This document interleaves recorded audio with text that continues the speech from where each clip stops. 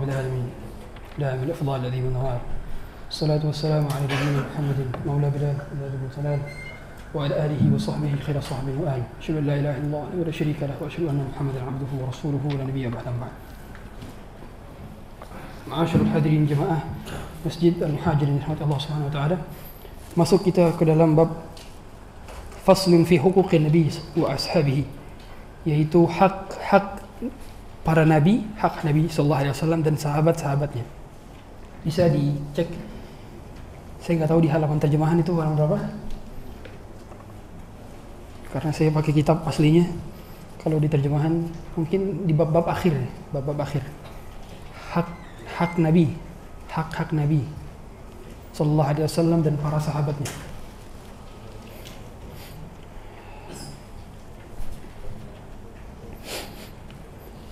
Muhammadur Rasulullah sallallahu alaihi wasallam khatamun nabiyyin wa sayyidul mursalin. La yasihhu imanu 'abdin hatta yu'mina bi risalatihi wa yashhad bi nubuwwatihi wa la yuqda bainan nasi fil qiyamati illa bi syafa'atihi. Ini berkenaan dengan kedudukan Rasulullah. Kita sebagai umat beliau wajib mengetahui kedudukan Rasul kita sallallahu alaihi wasallam. Beliau adalah Rasul terakhir, pemimpin para nabi, sekaligus orang yang pertama kali membuka pintu surga, dan tidak akan pernah bisa pintu surga terbuka kecuali melalui tangannya yang mulia. Dan tidak akan dimulai persidangan nanti di hari kiamat kecuali melalui syafaat beliau, syafaatul uzma. Dan beliau adalah pemimpin seluruh makhluk ciptaan Allah Subhanahu wa taala dan sebaik-baik makhluk ciptaan Allah. Afdalu khalqillah, bukan hanya afdalun nas, bukan hanya sebaik-baik manusia, tapi juga sebaik-baik makhluk. Lebih baik daripada Ka'bah, lebih baik daripada Arsy Ar-Rahman, lebih baik daripada itu semua. Maka kita wajib berbangga dan berbahagia karena kita menjadi umat beliau sallallahu alaihi wasallam. Sampai-sampai Nabi Musa berkata, atau sampai-sampai Rasulullah SAW berkata tentang Nabi Musa, "Lau kana Musa hayyan ma yasi'ahu illa ittiba'i." Kalau seandainya Nabi Musa hidup, pasti dia menginginkan untuk menjadi umatku. Demikianlah kebanggaan kita menjadi umat Rasulullah. Umurnya pendek-pendek, tapi pahalanya sama dan menyaingi umat-umat terdahulu. Umurnya pendek-pendek, tapi syariatnya mudah-mudah, tidak seperti syariat umat-umat terdahulu. Syariat kita kalau dibilang paling mudah sekali kalau kita compare dengan bagaimana susahnya dahulu. Orang dahulu kalau taubat itu harus bunuh diri. Kita tahu orang-orang Yahudi Bani Israel itu dikisahkan kalau mereka mau taubat maka mereka harus saling membunuh. Awan berada di atas mereka, kemudian digelapkan, kemudian mereka saling bunuh satu sama lain. Itu mau taubat seperti itu. Sekarang taubat tinggal istighfar. Tidak ada pengakuan dosa kepada ustadz, nggak ada. Tidak seperti agama lain harus mengakui dosa terdahulu, pengakuan dosa, tidak. Alhamdulillah syariat kita mudah. Wa afdaluhu Muhammad sallallahu alaihi wasallam. Nabi Muhammad adalah yang paling mulia karena beliau mengatakan ana sayyidun nas yaumil qiyamah. Saya adalah pemimpin para manusia nanti di hari kiamat. Jadi tidak masalah mengatakan sayyidina Muhammad. Yang diperselisihkan oleh para ulama adalah dibaca di dalam salawat.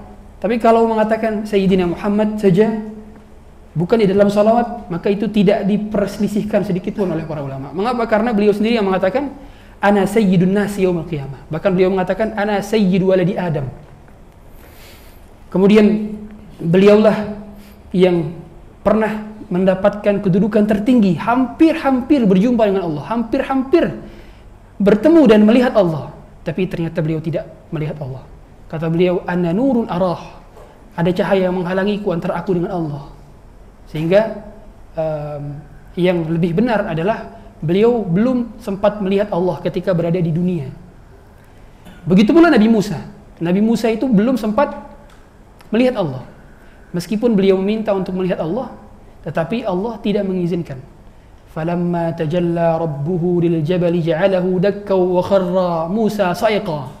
Ketika Nabi Musa meminta kepada Allah, Rabbi arini anzur ilaik, ya Allah perlihatkan aku kepadamu. Qala lan tarani, kamu tidak akan mampu melihatku. Walakin anzur ilal jabal, tapi lihatlah ke gunung itu. Fa in istaqarra makanahu fasawfa tarani. Kalau gunung itu masih berada di tempatnya, kamu pasti bisa melihatku. Falamma tajalla rabbuhu lil jabal, kalau ketika itu Allah hendak memunculkan dirinya, maka Nabi Musa pingsan tiba-tiba karena gunung tak mampu menahan kekuatan daripada Allah Subhanahu wa taala. Jadi Nabi Musa yang benar belum sempat melihat Allah, Meskipun Nabi Musa pernah berbicara langsung dengan Allah, makanya diberi gelar Kalimullah, orang yang berbicara dengan Allah Subhanahu wa taala ketika di dunia. Khasaisun Nabi sallallahu alaihi wasallam memiliki kekhususan.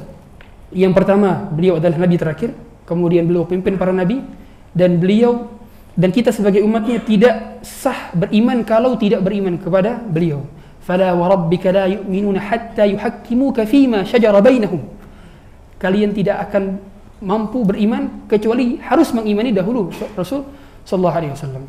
Makanya mengapa orang-orang, kalau kita lihat orang-orang Yahudi itu secara akidah mereka itu monoteis juga, sama monoteisme, percaya kepada satu Tuhan.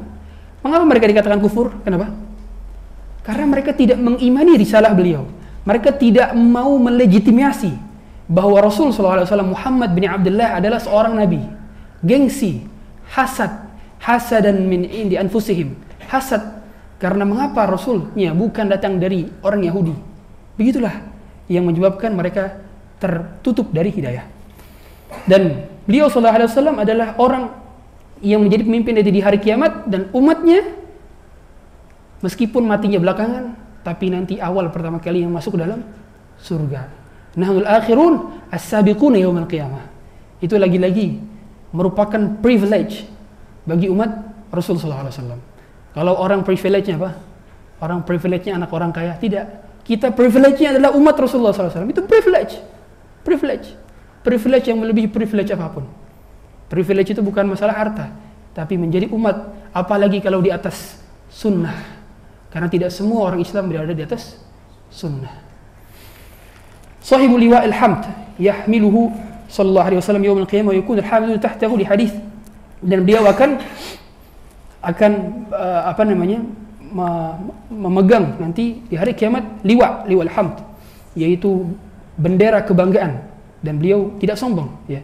Makanya beliau ana sayyidu waladi Adam wala fakhr, aku adalah sayyid manusia seluruhnya dan aku tidak sombong.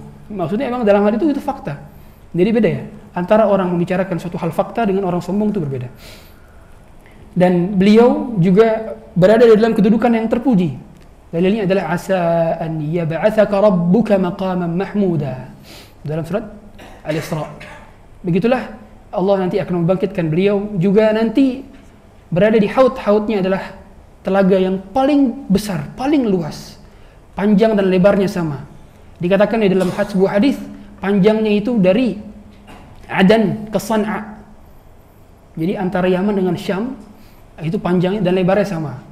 Airnya lebih putih daripada susu, lebih manis daripada madu, lebih lembut dan lebih sejuk daripada salju. Itu haud telaga Nabi sallallahu alaihi wasallam.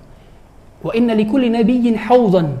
Setiap nabi dan rasul punya telaga. Nabi Adam punya telaga, Nabi Ibrahim punya telaga, tapi telaganya Rasulullah paling lebar dan paling luas. Mengapa? Karena paling banyak umatnya.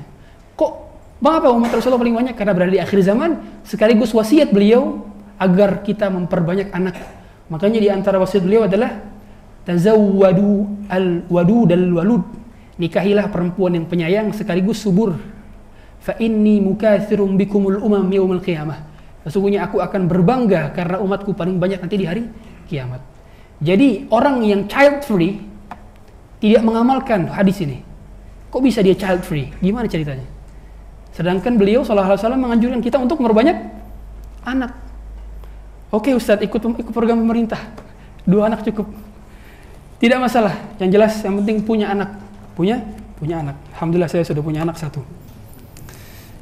istri masih 1, alhamdulillah. Nah, kemudian beliau sallallahu alaihi wasallam juga adalah di sini dijelaskan juga bahwa umat paling utama dari umat Rasulullah SAW siapa?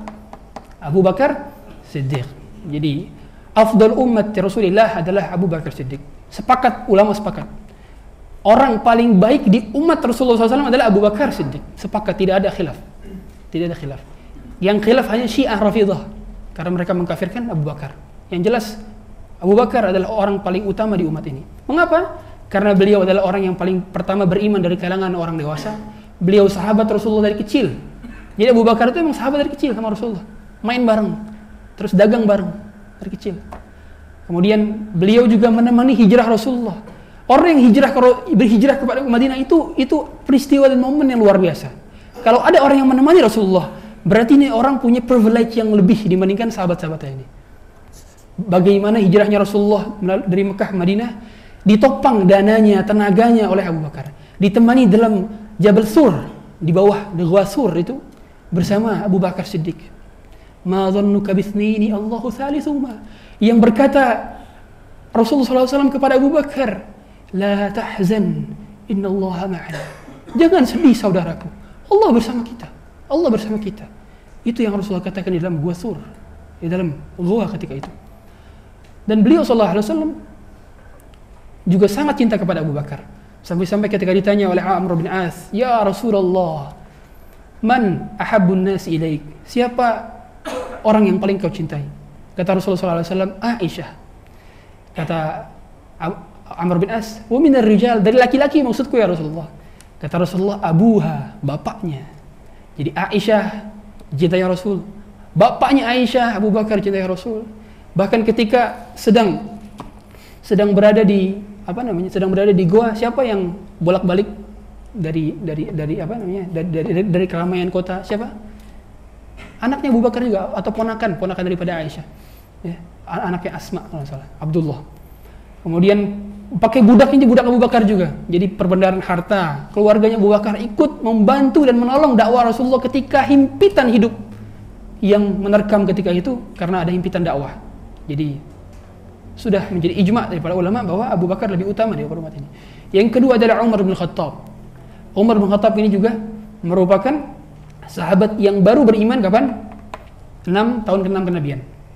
Beliau baru beriman ketika pada saat itu yang sudah mulai beriman ada 40 orang. Maka dia menjadi salah satu kabar gembira paling menggembirakan pada zaman itu. Mengapa? Karena ketika Umar masuk Islam, maka orang sudah mulai berani salat di depan Ka'bah. Sebelum Umar masuk Islam, mereka salat sembunyi-sembunyi. Umar berani salat sengaja di depan Ka'bah. Ketika declare asyhadu an la ilaha illallah, teriak. Pas pada saat itu orang mau teriak, mau bilang, mau salat aja mau bilang asyhadu an la ilaha illallah saja itu takut, tapi Umar berani. Makanya sampai-sampai para sahabat, kami makunna fi izzatin mundu aslama Umar. Kami masih terus berada di dalam keizzahan selama atau semenjak Umar masuk Islam. Nah, terkadang memang itu ada umat dari Rasulullah SAW yang awalnya mungkin dia preman, pendosa, tapi ketika masuk Islam dibangun dan dijayakan umat kaum muslimin bersamanya. Umar bin Khattab. Dan tandanya menandakan bahwa orang yang lama Islamnya, orang yang orang yang dari lahir Islamnya, belum tentu kedudukannya lebih mulia dan lebih tinggi derajatnya di sisi Allah dibandingkan orang yang baru hijrah, dibandingkan orang yang baru masuk Islam, dibandingkan para mu'alaf, belum tentu. Bisa jadi mereka kedudukan di atas kita. Sebagaimana kita ketahui, sahabat banyak yang masuk Islam lebih dahulu dibandingkan Umar. Terus kenapa tiba-tiba Umar nomor 2 di peringkat top para sahabat? Tandanya kemuliaan kita tidak diukur dari seberapa lama kita memeluk agama kita dan dari seberapa lama kita hijrah ikut ke pengajian. Barangkali di luar sana ada orang yang telat hijrahnya, telat masuk Islamnya, ternyata surganya jauh melampaui kita. Ternyata kita masih di sini-sini aja, jauh dari mereka. Banyak yang seperti itu. Makanya jangan pernah meremehkan keislaman seseorang. Bisa jadi mereka ketika sudah mendapatkan hidayah lebih istiqomah dari kita, lebih semangat beribadah dibanding kita, lebih kuat iman dibanding kita, lebih tahan banting ketika mendapati cobaan dibandingkan kita semua. Kemudian yang ketiga adalah Utsman bin Affan. Jadi sahabat urutannya adalah yang ijma' 3. Sebagaimana hadis Ibnu Umar. Jadi hadis Ibnu Umar mengatakan bahwa dahulu kami berbincang-bincang dengan para sahabat, ngomong kira-kira siapa di antara para sahabat yang paling utama kedudukannya. Kemudian sahabat bilang yang pertama Abu Bakar, yang kedua Umar, yang ketiga Utsman, gitu kan. Dan itu ketika Rasulullah SAW masih hidup. Nah, pada saat itu Rasulullah mengetahui bahwa ada perbincangan demikian. Sahabat lagi ngomongin masalah tentang keutamaan siapa yang paling utama di antara umat ini. Maka Rasulullah tidak mengingkarinya, la yungkiruhu. Maknanya apa? Berarti beliau membenarkan. Karena diamnya beliau adalah pembenaran. Karena beliau tidak mendiamkan kemungkaran. Kalau kalau beliau diam berarti beliau membenarkan, gitu kan? Oleh karenanya ada sunnah tauqifiyah, yaitu sunnah yang dimana hasil daripada diamnya beliau. Beliau tidak mengingkari. Seperti dop. Dop itu kan halal, kenapa? Karena beliau diam. Seandainya beliau bilang haram, mungkin jadi haram. Tapi karena beliau diam, tandanya menjadi halal. Jadi diamnya saja menjadi hukum. Itulah syariat kita. Kemudian yang keempat adalah Ali bin Abi Thalib. Ya. Sebetulnya ada sebagian ulama yang mempersisikan yang ketiga itu Ali bin Abi Thalib atau Utsman. Tapi jumhur ulama sepakat yang ketiga adalah Utsman. Baru yang keempat adalah Ali bin Abi Thalib. Ya, Utsman bin Affan kita ketahui semua adalah sahabat yang kaya. Sumurnya aja masih ada. Hotelnya aja masih ada di Madinah. Jadi ada rekening Utsman bin Affan. Hendaknya kita demikian. Kita harus punya rekening yang kita bawa sampai akhirat. Apa itu rekening itu? Wakaf. Wakaf. 1 sak 2 sak semen ketika pembangunan masjid. 1 sak 2 sak semen ketika ada pembangunan panti asuhan. 1 sak 2 sak semen ketika ada pembukaan rumah Quran dan seterusnya. Itulah tanda bahwa kita pengen punya rumah juga nanti di surga. Utsman bin Affan. Baru yang keempat adalah Ali bin Abi Thalib. Adalah anak-anak yang pertama kali masuk Islam. Dan beliau menjadi panglima ketika perang Khaybar dan ditaklukkan Khaybar olehnya. Jadi kalau masa khilafah nubuwah, sebagaimana kata Rasulullah SAW, al-khilafatu ba'di 30 sanatan. Khilafah setelah aku itu adalah 30 tahun. Jadi khulafa ar-rasyidin itu ada 4. Sebagian ulama menambahkan Hasan bin Ali. Tapi sebagian di antara mereka juga mempersisikan Hasan bin Ali apakah masuk ke dalam yang 4 ini, khulafa ar-rasyidin. Sebagaimana hadis Rasulullah SAW, alaikum bisunnati, hendaknya kalian berpegang teguh dengan sunnahku, wa sunnatil khulafa ar-rasyidin al-mahdiyyin min ba'di, dan sunnah khalifah rasyidin. Khalifah rasyidin itu adalah khalifah yang mendapatkan petunjuk, Abu Bakar, Umar, Utsman, dan Ali. Min ba'di, setelahku. Abdu 'alaiha bin nawajid, dan gigitlah, peganglah sunnah tersebut dengan gigi geraham kalian. Maknanya setelah diteliti ternyata kepemimpinan mereka tepat berusia 30 tahun. Kalau kita totalkan, Abu Bakar itu menjadi khalifah 2 tahun. Umar menjadi khalifah 10 tahun. Utsman menjadi khalifah 12 tahun kurang 12 hari. Ali bin Abi Thalib menjadi khalifah 4 tahun. Dan di total itu 29 tahun kurang 6 bulan. Setelah itu Ali wafat, maka yang menjadi pemimpin adalah Al-Hasan bin Ali. Hasan, cucunya Rasulullah SAW. Dan beliau sempat memimpin selama 6 bulan. Kemudian terjadi percecokan karena di Irak sana atau di Basrah sana telah di baiat Muawiyah, sehingga Al-Hasan bin Ali berusaha untuk pasrah. Inilah kebijaksanaan karena tidak mau kaum muslimin pecah belah gara-gara kekuasaan. Akhirnya lebih baik ditaruh kekuasaan oleh Al-Hasan bin Ali. Betullah doa Rasulullah SAW. Kata Rasulullah, inna bini hadha sayasluhu bihi baina fi'ataini kabirataini minal muslimin. Atau kama qala. Jadi sesungguhnya cucuku ini akan menjadi penghubung atau menjadi penyatu bagi kedua kelompok besar kaum muslimin. Maka ketika Al-Hasan bin Ali menangguhkan kekuasaannya, padahal dia dibayar secara sah ketika itu. Dibayar secara sah. Tapi karena tidak mau mencari kekuasaan, tapi ujung-ujungnya nanti terpecahnya kaum muslimin, sehingga dia memundurkan diri. Lebih baik nggak usah berkuasa. Dan keputusan tersebutlah yang menyatukan kembali kaum muslimin. Sehingga menjadi sahlah siapa? Khalifah Muawiyah. Khalifah Muawiyah meskipun bukan ke dalam khulafa rasyidin, tapi sah sebagai khulafa kaum muslimin. Dan kita wajib menghormatinya sebagai sahabat yang mulia juga. Kedudukannya juga mulia dalam agama. Tidak sebagaimana orang-orang Syiah Rafidhah yang mengatakan bahwa Muawiyah kafir, kemudian Abu Bakar kafir, Umar kafir, dan seterusnya, mengkafirkan para sahabat. Kita memuliakan para sahabat, dan kita juga memuliakan Ahlul Bait. Ahlu Sunnah wal Jamaah memuliakan para sahabat memberikan hak mereka sekaligus memuliakan ahlul bait dan memberikan hak mereka. Tidak seperti Syiah Rafidah yang terlalu mengagung-agungkan ahlul bait, berlebihan kepada para habib, berlebihan kepada para syarif, berlebihan kepada para sayyid. Tidak. Ahlussunnah wal Jamaah memuliakan mereka, betul memuliakan, memberikan hak mereka. Tapi tidak berlebihan dan tidak mengkafirkan para sahabat. Dan tidak sebagaimana Khawarij yang tidak memberikan hak kepada ahlul bait, tapi mereka juga gampang mudah mengkafirkan dan mengeluarkan orang dari agama Islam. Kita Ahlussunnah wal Jamaah berada di pertengahan, selalu berada di pertengahan. Begitulah Ahlussunnah wal Jamaah. Karena yang diinginkan adalah persatuan.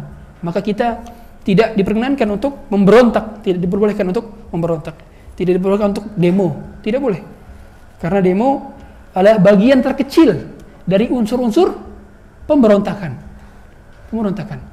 Besar atau cepat atau lama, demo tersebut akan digiring opininya dan disusupi oleh orang-orang yang tidak bertanggung jawab. Pada akhirnya ujung-ujungnya menjadi apa? Menjadi memberontakan, dan itu tidak dibenarkan dalam syariat. Jadi demo bukan solusi. Kalau menasihati pemerintah dengan cara apa? Dengan cara datangi pemerintah tersebut dan dibicarakan baik-baik. Begitulah cara dan ciri Ahlussunnah wal Jamaah menghadapi pemimpin yang zalim. Seandainya pemimpin memang zalim, tapi kita tetap harus taat selama tidak taat pada kemaksiatan. Kemudian juga keutamaan para sahabat lainnya, di antaranya adalah hadis riwayat Tirmidzi yang disebutkan oleh Rasulullah SAW, ada 10 sahabat yang dijamin masuk surga. Dan ini ada dalam satu hadis. Seperti yang disebutkan oleh Rasulullah SAW, Abu Bakar fil jannah, Umar fil jannah, Utsman fil jannah, Ali fil jannah, Talhah fil jannah, Zubair fil jannah. Kemudian Sa'ad fil jannah, Sa'id fil jannah, Abdurrahman bin Auf fil jannah, Abu Ubaidah bin Jarrah fil jannah. 10 orang yang disebutkan dalam satu hadis teks utuh yang dijamin masuk surga oleh Rasul sallallahu alaihi wasallam.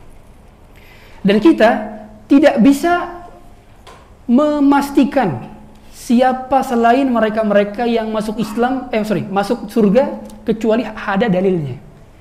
Nggak bisa kita bilang Ustadz Fulan masuk surga ini udah pasti. Nggak bisa.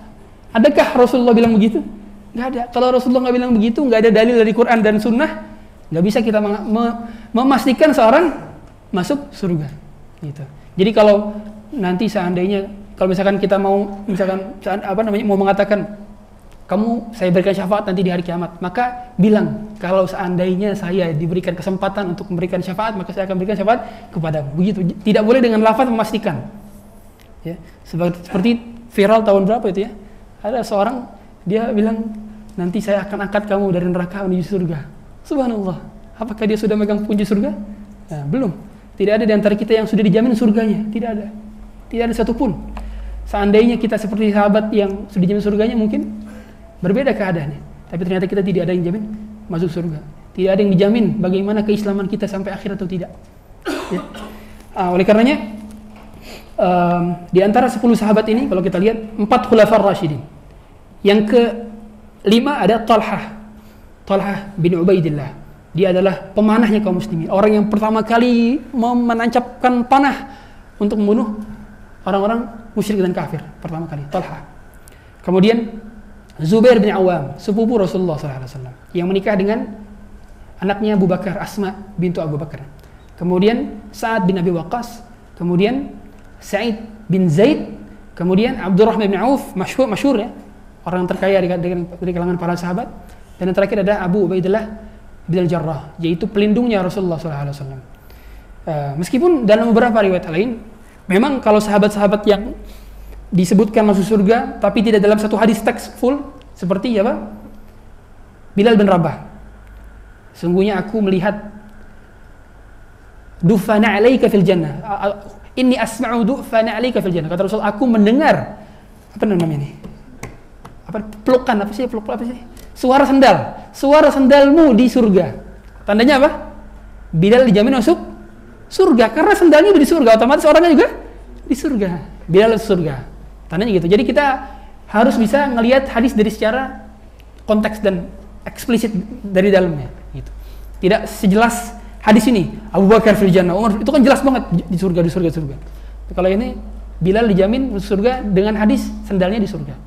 Kemudian seperti Thabit bin Qais juga ketika itu dikatakan kepada Thabit bin Qais, innaka lasta min ahli nar, sungguhnya kamu bukan penghuni neraka, tapi kamu adalah penghuni surga. Kemudian seperti siapa?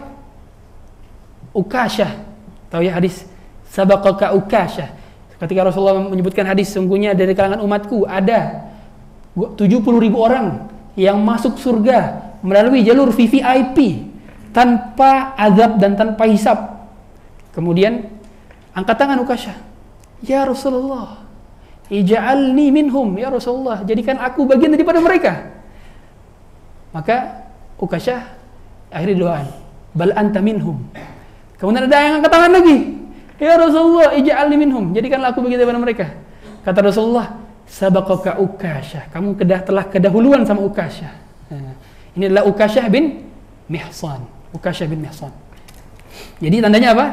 Kalau mau bersegera mendapatkan doa, maka hendaknya juga cepat-cepat dalam beramal soleh, seperti yang dilakukan oleh Ukasyah. Kemudian hak-hak istri Rasulullah SAW. Tadi sebagaimana kami sebutkan dalam kultum, istri Rasulullah ada berapa? In total ada berapa? 11.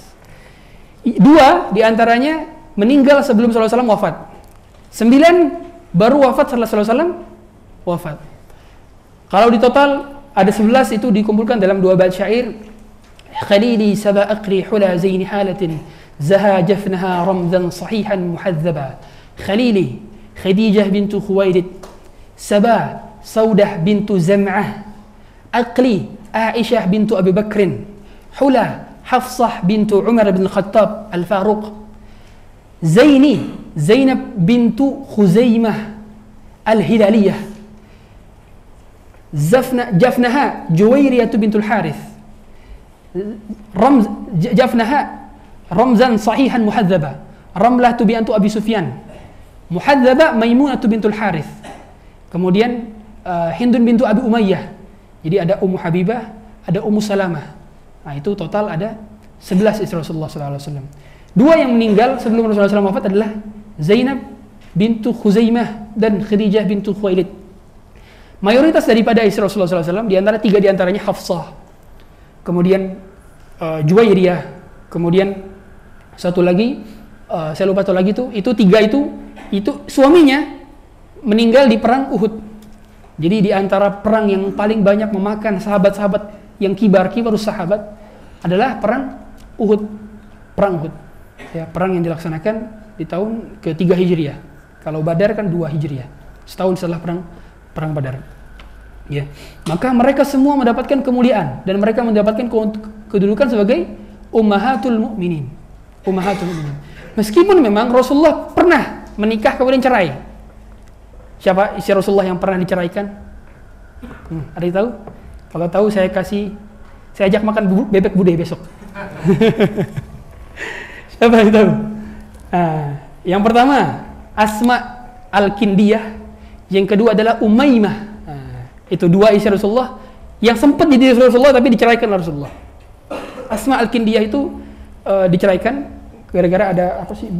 Saya ingat dalam hadis itu ada semacam penyakit kulit di tubuhnya. Kalau Umaymah itu dia yang tidak senang dengan Nabi, jadi dia sombong pada Nabi, tidak senang. Ketika Nabi ingin menggaulinya, dia bilang, "A'udzubillahi mink, aku berlindung kepada Allah darimu." Bayangin, Nabi SAW ditolak sama dia. Luar biasa nih orang. Ya. Nah, ini dia jadi nggak sempat jadi istri Nabi, jadi tidak dapat digelar Ummahatul Mukminin. Ummahatul Mukminin itu yang betul-betul menjadi istri Nabi sampai akhir hayat. Nah, itu Ummahatul Mukminin.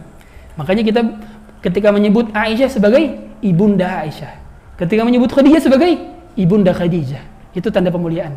Begitu pula ketika menyebut misalkan para sahabat Sayyidina Husain, Sayyidina Hasan sebagai pemuliaan, tidak masalah, ya, tidak masalah. Kemudian juga yang menjadi pembahasan di dalam kitab ini adalah bahwa siapa yang mencela sedikit saja para sahabat dan menganggap mereka adalah ahlul maksiyah, mereka menganggap mereka jatuh ke dalam kekufuran, maka mereka kafir. Ini kesepakatan Ahlussunnah wal Jamaah. Sehingga Syiah Rafidhah itu bukan bagian daripada agama Islam. Bukan bagian daripada agama Islam. Karena mereka mencela sahabat. Meskipun memang kalau kita telisik lebih dalam, Syiah itu terbagi-bagi. Ada yang ekstrim, ada yang tidak ekstrim. Yang ekstrim itu sampai menuhankan Ali bin Abi Thalib. Yang tidak ekstrim itu hanya seperti dia lebih mengutamakan Ali dibandingkan Utsman. Itu yang tidak ekstrim. Maka yang tidak ekstrim ini, bahkan menurut beberapa ulama seperti Syekh bin Baz, itu dibilang ini masih Ahlussunnah wal Jamaah nih bahkan. Meskipun terjerumus ke dalam beberapa bid'ah, tapi masih dalam lingkup karena bid'ahnya tidak terlalu parah. Beda dengan orang yang setelah mengkafirkan para sahabat sampai menuhankan Ali, ini telah keluar daripada agama Islam. Nah, sejauh ini setahu saya, Syiah yang berada di mana, di Iran, di Irak, mayoritas Rafidhah. Sedikit sekali dari kalangan yang Zaidiyah. Zaidiyah itu sekitar Yaman. Masih ada tuh Syiah yang nggak terlalu parah bid'ahnya.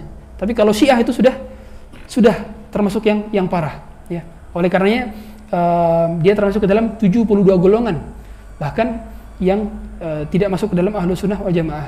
Ya, Ahlussunnah wal Jamaah kan yang satu daripada 72 golongan, yaitu yang berpegang teguh kepada sahabat.